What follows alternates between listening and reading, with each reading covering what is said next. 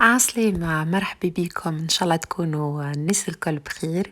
آخر مرة هبطت فيها اللانش بوكس متاع بنتي، دونك برشا تعليقات جاوني وبرشا ناس بعثولي في البريفي يحبوا على الوصفة متاع الكيك هذا. اليوم حبيت نبارتاجيها معكم. باش تراو لي هي وصفة سهلة واقتصادية، حاسيلو 90% من المكونات باش تلقاهم عندكم في الدار. دونك خلينا نبداو. أول حاجة بديت حطيت كعبتين عظم، رشة ملح و150 جرام سكر، أي ما يعادل 6 مغارف متاع ماكلة معبي. دونك ناخذو هذوما ونضربوهم بالباتور بالكدا حتى لين يضاعف الحجم متاعهم ويولي لونهم أبيض. 150 جرام زيت والا زبدة، تحطوا الحاجة اللي تحبوا عليها انتوما والحاجة المتوفرة. تضيفوها على 3-4 مرات، ما تصبوهش الكل مع بعضها. تستعملوها في التمبيراتور امبيانت وتخدموها بالكدا، سينو كان تزيدوها دفعة واحدة يولي الخليط ليكيد. هوني زدت 350 جرام فرينة وباكي متاع خميرة متاع حلو. بيان سور هذوما الكل يلزمهم يكونوا مغربلين، نغربلوهم. وزدت حكاية مغرفة صغيرة بيكربونات متاع ماكلة، خدمتهم بالباهي. ما تتفاجعوش كي تراو الخليط عاقد عادي على الاخر. من بعد باش نزيدو ديجا الحليب. بالنسبة للحليب باش نزيدو 250 مليلتر حليب. هذيك الكيس كان فيه زيت، دونك هذيك علاش تراو الحليب فوق الزيت من فوق. دونك خلطته بالكدا بالباتور متاعي.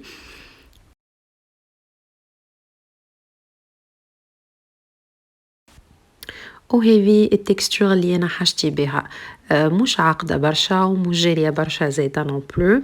هوني باش نزيدها الشوكولاتة. بالنسبة للشوكولاتة تنجموا تستعملوا دي بيبيت دو شوكولا، اما هوني خذيت انا تويبع متاع الشوكولاتة هذوكم، خذيت زوز تويبع وقسمتهم دونك هكاكا تروف. دونك بارتي حطيتها في الميلانج متاعي، يزيد بنا الحقيقة. والبارتي الاخرى خليتها باش نزين بها من فوق.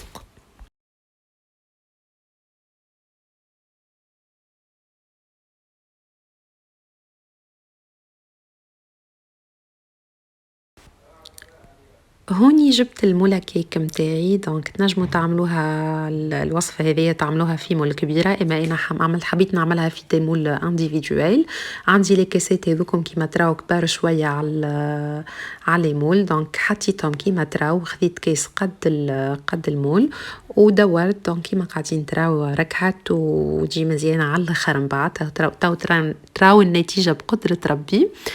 دونك كملت حضرتهم الكل هكايا، ومن بعد بديت نعبي في الكاسات متاعي. نحاول نعبي الدو تيير ونخلي ان تيير باش يطلع فيه الكيك متاعي. وانتر طون نخليو الفور متاعنا يسخن على درجة حرارة 180 درجة. من بعد نزين لي مافن متاعنا بشوية شوكولاتة اللي قعدت لنا، ومن بعد ندخلوهم للفور مدة نصيف ساعة هكاكا نتفقدوهم ونلقاهم طابوا بقدرة ربي. بالنسبة للكونتيتي اللي عملتها، عملت لي 14 كعبة. دونك كان المول متاعي تهز 12 كعبة، وعملت كعبتين انديفيدوال كيما هكاكا. وهذوما كعبيت الكيك متاعي بعد ما خرجوا من الفور. هذا اللي تبقى منهم. دونك جربوها وصحاو بالشفاء.